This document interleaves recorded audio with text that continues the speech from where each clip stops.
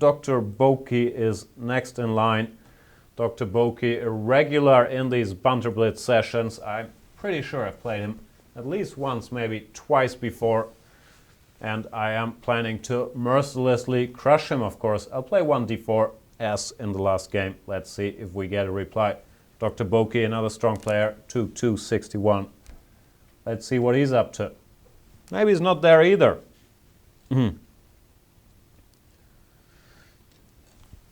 Gors 3K says, Jan, please continue these Banter Blitz sessions. They are amazing.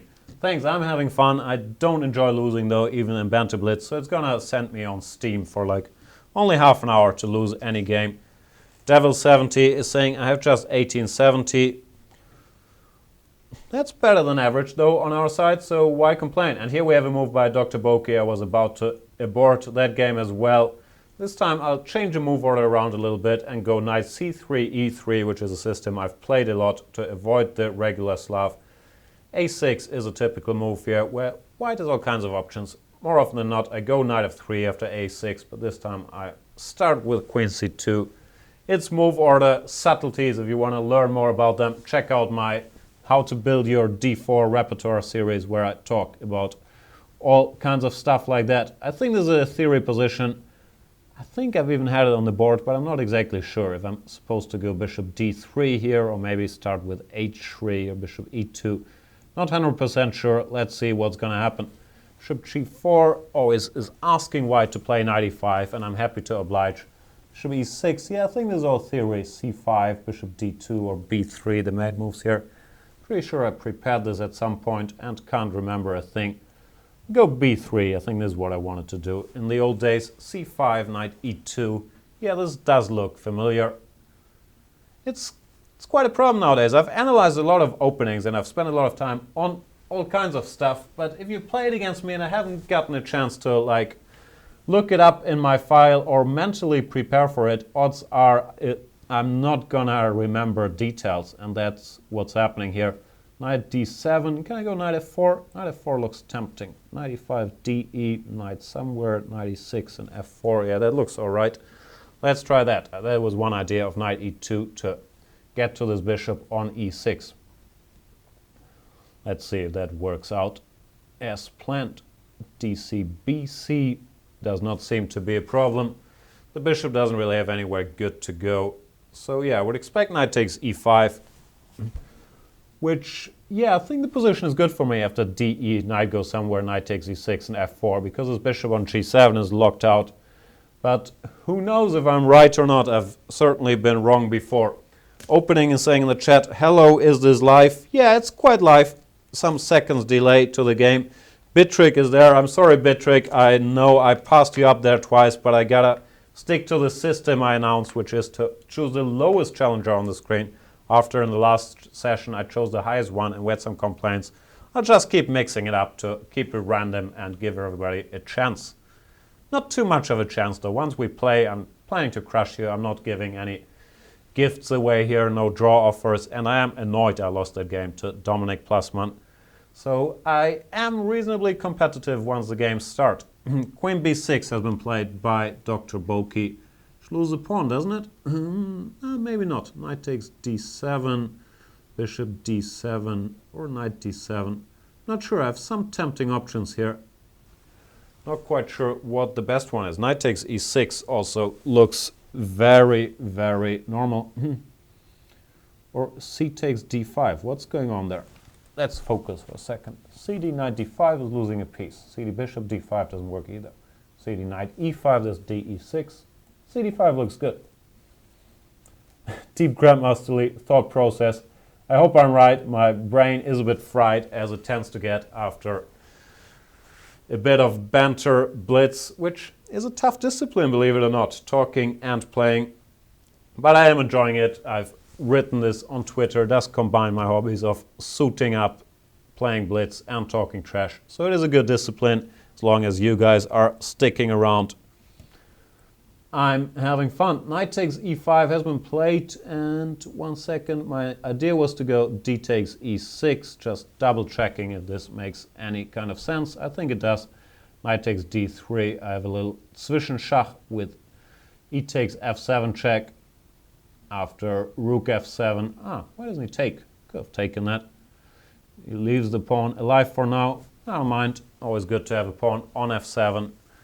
cd. I'll just play ed. I could have thought about queen c4, trying to keep this pawn, but didn't really see the need for it. And now, yeah.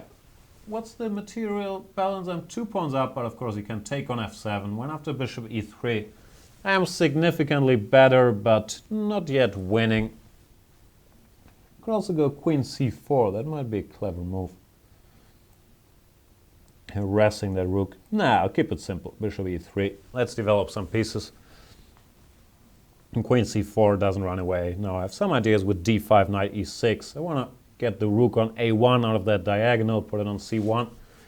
Yeah, white is better, but the game ain't over. Knight g4 is a move worth considering. Rook d8 also, fair enough move.